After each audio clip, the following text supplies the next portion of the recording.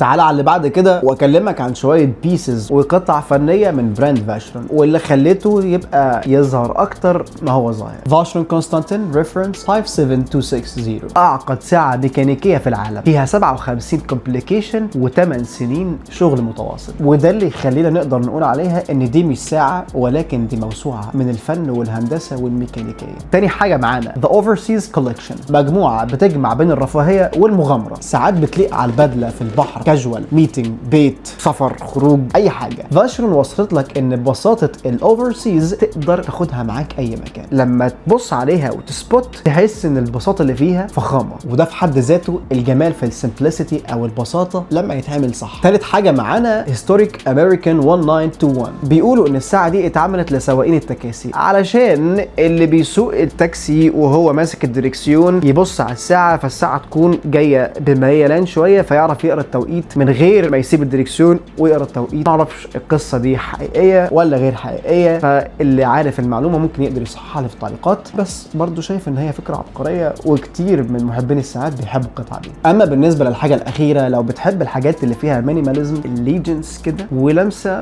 بسيطه خالص ولكن برضو تبان فخمه، فهنروح على الباتريموني تراديشنال. الساعه التصميم بتاعها بسيط خالص، الاندسيز جميله جدا، العقارب ممتازه جدا، كيس بتاعها سيمبل، كل لمسه فيها ممتازه، وممكن اقدر اقول لك ان هي شبه باتيك فيليب كالاترافا. فكل قطعه من براند فاشرون هي مش بس مجرد ساعه ولكن هي وثيقه فنيه، تجسيد لرحله الانسان مع الزمن.